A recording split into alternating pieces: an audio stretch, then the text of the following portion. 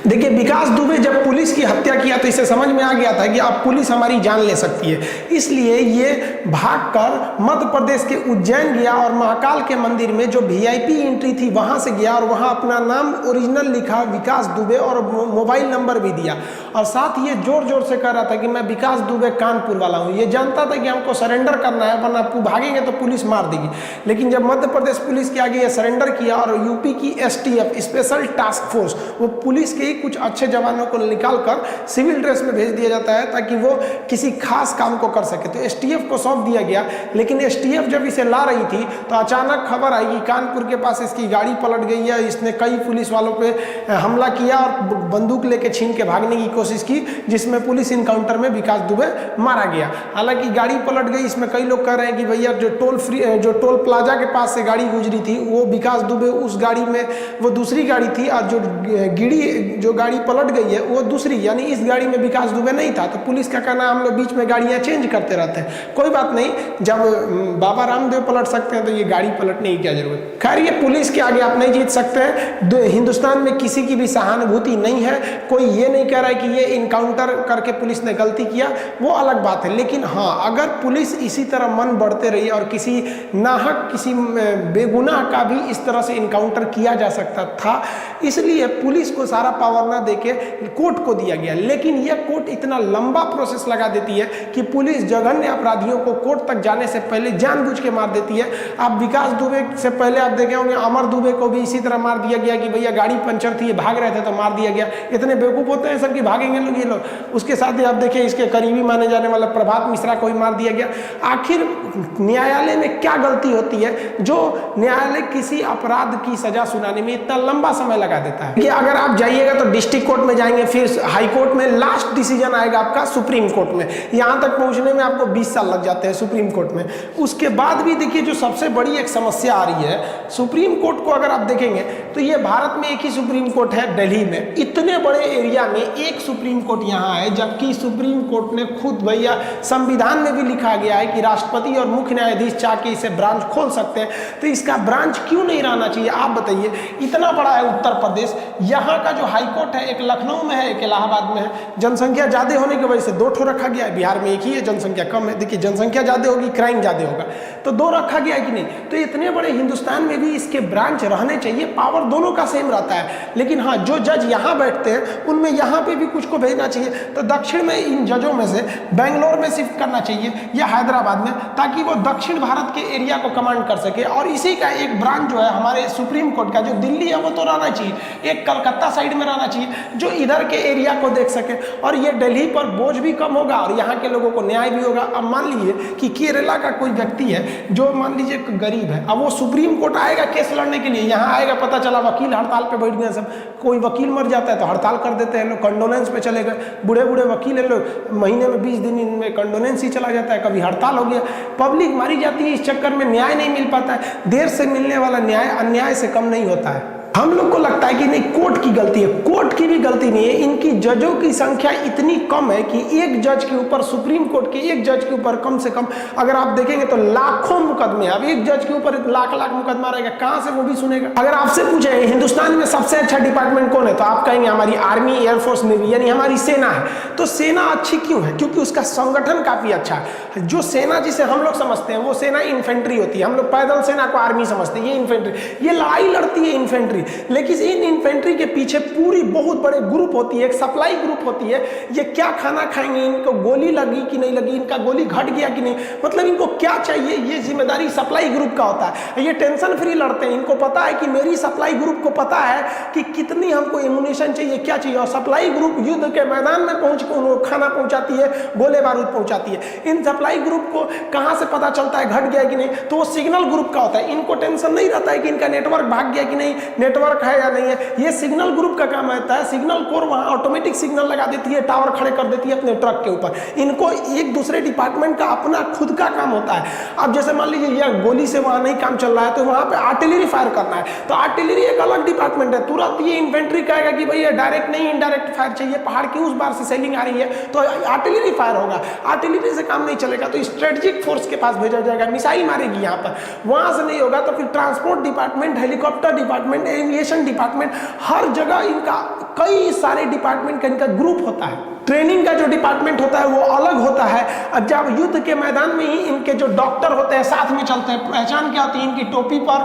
और यहाँ पर प्लस बना होता है, ये डॉक्टर होते हैं इन पे। तो आर्मी जो होती है इसीलिए वो अच्छा करती है कि सबको अपना अपना काम पता है और सब अपने अपने काम में एकदम माहिर होते हैं। इंजीनियरिंग कोर्स होता है कि अगर मान लीजिए सड़क टूट गया तो तुरंत बना देंगे, पुल टूट गया तुरंत बना देंगे। ये नहीं कि ये कई टो को सारा ट्रेनिंग दे दो, हर चीज का एक बहुत बड़ा ग्रुप होता है। इसलिए आर्मी कहीं भी जाती है तो सक्सेस हो जाती है। आप देखिए ना, बाढ़ आएगा आर्मी बुला लो, आग लग गया आर्मी बुला लो, कुछ भी कंट्रोल से बाहर हो गया आर्मी बुला दो। क्या क्या इंसान नहीं है, लेकिन उनके पास ना हर चीज का ग्रुप है, हर चीज के स्पेशलिस्ट है उनके पास, इसलिए वो काम फटाफट कर देते हैं। लेकिन हमारे यहाँ कोर्ट में क्या होता है, एक बड़ा सा कोर्ट का परिसर बना दिया जाता है, ये कोर्ट परिसर हो गया। अब इसमें ना 8-10 ठो कोर्ट होंगे। देखिए ऐसा नहीं होता है एक कोर्ट में एक ही जज बैठता है, जहाँ जज बैठ गया वो कोर्ट हो गया, उसका एक हॉल टाइप का होता है। तो एक डिस्ट्रिक्ट कोर्ट में लगभग 30-40 जज बैठे रहते हैं, वो अमूमन होते हैं। छोटा जिला रहेगा तो 15-20 भी होते हैं। तो एक कोर्ट, जैसे एक फ्लोर पे मान लीजिए ये हो गया, एक कोर्ट हो गया, यहाँ पर 2 कोर्ट, ऐसे करके कोर्ट बना दिए जाते हैं। और इसमें क्या होता है, 2 तरह के मुकदमे डाल दिए गए, एक दीवानी मुकदमा जो धन दौलत से पैसा से रिलेटेड होता है, एक फौजदारी जो मारपीट से होता है। लेकिन उसमें भी तो कई वेराइटी है। तो कोर्ट को भी ना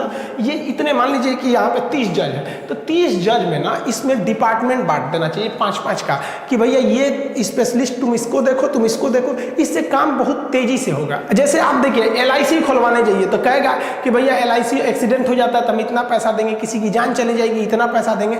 जब खुलवाने आइएगा तो खूब प्रेम से बात करेगा, और कोई आदमी मर गया ना तो 2 से 3 साल दौड़ा देते हैं सर LIC वाले पैसा देने के लिए। और जब खुलवाना रहता है तो घर घर आते हैं सर। आप जाइए ना कोर्ट में, डिपार्टमेंट नहीं है, दीवानी में जाइए 10 साल मुकदमा चलेगा, तो एक इस पे डिपार्टमेंट बैठाइए ना कि भैया LIC वाला सबका ये वाला कोर्ट देखेगा, किसी को भी मैटर है वहां जाके देख लीजिए। वहां पे इंश्योरेंस का मैटर पता चला, आप बाइक लिए इंश्योरेंस के टाइम खूब अच्छा चोरी हो गया, इंश्योरेंस वाला कहता है ये पेपर लाइए, जानबूझ के ऐसा पेपर मांगेगा कि आप दे नहीं सकते। भैया चोरी हो गया, प्रूफ कर दीजिए कि हाँ चोरी हो गया, आप लाइए मेरा इंश्योरेंस का है। तो इसके लिए भी कोर्ट के पास जजों की, मान लीजिए 30 जज है तो उसको डिपार्टमेंट दे दीजिए कि भैया 2 जज, इसमें 30 टो में से 2 जज बैंक और LIC वाले देखेंगे। बैंक में क्या होता है, किसी को चेक दे दीजिए कि लीजिए भैया, जैसे यहाँ ये चेक कटा हुआ है, कितने का, भाई 22 लाख का चेक कटा हुआ है, चेक दे दीजिए, लीजिए आप अकाउंट में पैसे नहीं है। तो ऐसे चेक को कहते हैं बाउंस चेक। चेक बाउंस हो गया, आप दौड़ते रहिए। तो कोर्ट में आइए भाई, वहां पर हर चीज का एक डिपार्टमेंट बना देना चाहिए। कोर्ट में भी जजों की संख्या बहुत कम है, उसे भर के स्पेशलिस्ट होना चाहिए। अब जैसे मान लीजिए कोई कोर्ट जज है जो बैंक और LIC वाला ही मामला ज्यादा देख रहा है, तो उसके दिमाग में आइडिया है ये कैसे कैसे ये वाला काम कैसे छल कपट करते हैं, एकदम वो स्पेशलिस्ट हो चुका है, वो तुरंत उसको पकड़ लेगा और मामला लेंदी नहीं होगा। इंडिया में रेप और मर्डर जैसे जघन्य अपराध 20-20, 30-30 साल चलते हैं। अब देखिए हिंदुस्तान में जो सबसे बुरा दामिनी रेप कांड हुआ 2012 में, फांसी लगी यहाँ आकर। सोचिए इतना लंबा खींच दिया, 2020 ला दिए लोग वहां पर, इतना लेट क्यों हो रहा है। तो कोर्ट को भी करना चाहिए कि भैया जो जज हैं, जो मान लीजिए 30-30 जज है, 2-4 जज को स्पेशलिस्ट कहा कर दिए कि भैया ये वाला जो कोर्ट है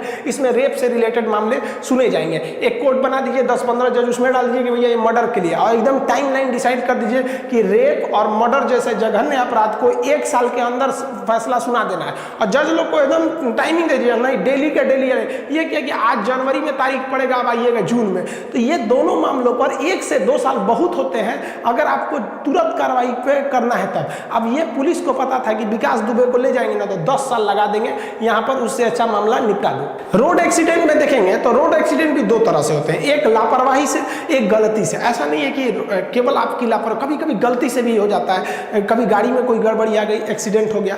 अगर लापरवाही से हो रहा है तो सजा ज़्यादा दीजिए, और थोड़ी सी मान लीजिए गाड़ी में ही कुछ खराबी है तो उसमें सजा थोड़ी सी कम रहनी चाहिए।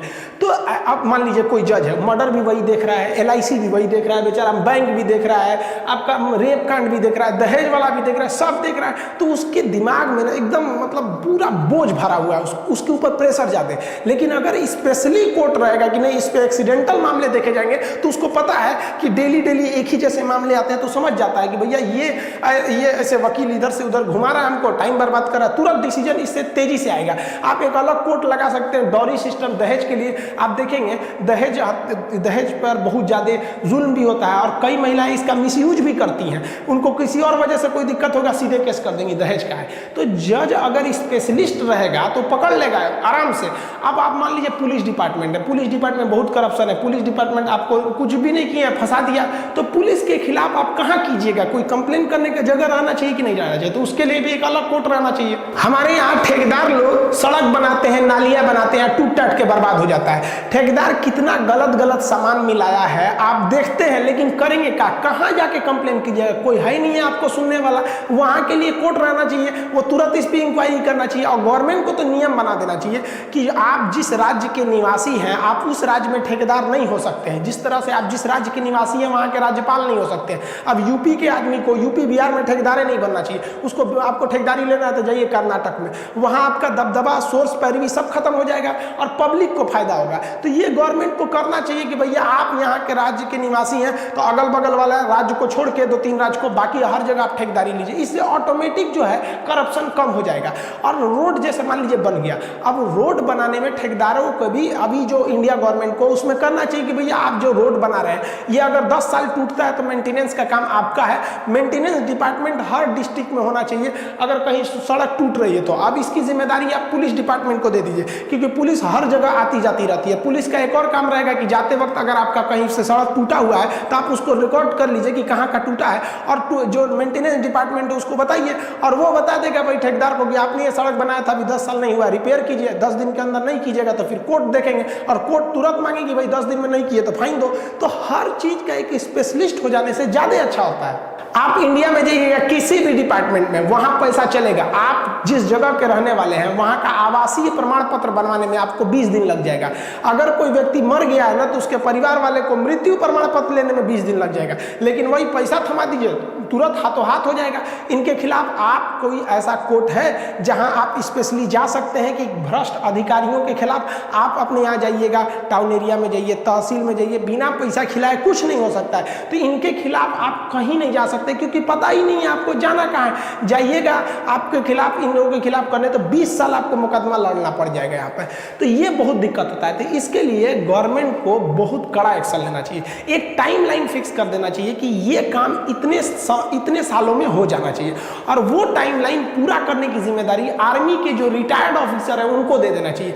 जैसे कोई सड़क बनाना है कि 2 साल में बन जाना चाहिए, अब वो भैया आपने वो ठेकेदार को दे दिया पैसा और टाइमलाइन दे दिया आपने आर्मी अफसर को, वो जाके देख लेगा बना कि नहीं, एकदम गारंटी है टाइम से करवा लेंगे सब, आर्मी वालों को सौंप दीजिए। तो नेतागिरी पर भी सुप्रीम कोर्ट जो है एकदम हाथ पे हाथ रख के बैठा है। सुप्रीम कोर्ट को भी आदेश पारित करना चाहिए, सुप्रीम कोर्ट का अधिकार है, वो ऐसा घोषणा कर सकता है जनहित को ध्यान में रखते हुए कि जो नेता लोग हैं ये चुनाव से पहले जो भाषण देते हैं कि हम ये करेंगे ये करेंगे, इन्हें ये अपना भाषण स्टैम्प पेपर पर लिख कर देना होगा और यदि ये 5 साल में पूरा नहीं कर सके तो इनकी पूरी पार्टी का कोई भी व्यक्ति आजीवन चुनाव नहीं लड़ सकता है।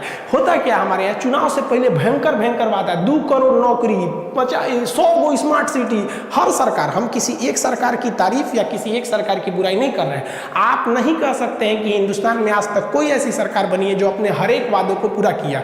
हालांकि दिल्ली में गवर्नमेंट जो है वो जनता के लिए काफ़ी ज़्यादा अच्छा काम किया है, हम इसको कहते हैं, लेकिन गवर्नमेंट को ऐसा, सुप्रीम कोर्ट को ऐसा डिसीजन लेना चाहिए कि अगर नेता जो वादा किए हैं पूरा नहीं कर सकते हैं स्टैम्प पेपर में लिखे हुए वादों को, तो उनकी पार्टी का कोई भी व्यक्ति चुनाव नहीं लड़ेगा। इससे क्या होगा कि जो नेता सब बोल देता है सर कि हम ये करेंगे या चुनाव के बाद कुछ नहीं करेंगे, इससे हम लोग बच सकते हैं।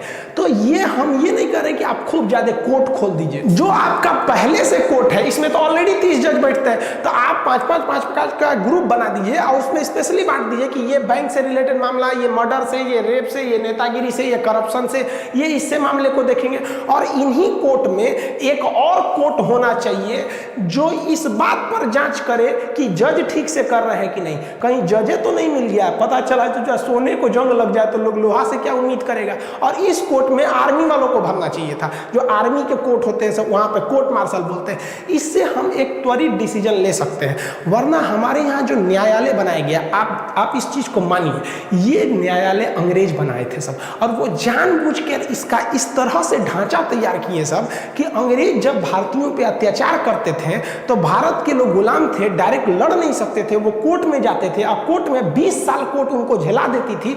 तो ये जो कोर्ट का तरीका बनाया गया था, ये अंग्रेजों को ध्यान में रखकर बनाया गया था, और आज़ाद जब हुए तो हम लोगों ने उस तरीकों को हूबहू अपना लिया, ना कि उसमें फास्ट प्रोसीजर को लाए लोग। गवर्नमेंट भी बोली, मोदी जी भी कहे थे कि हमारी सरकार आएगी तो हम जजों की संख्या को बढ़ाएंगे, अलग से कोर्ट बनाएंगे जो घोटालों की जांच करे, ये सब नहीं बना पाए, वो भी नहीं बनाए इस चीज़ को।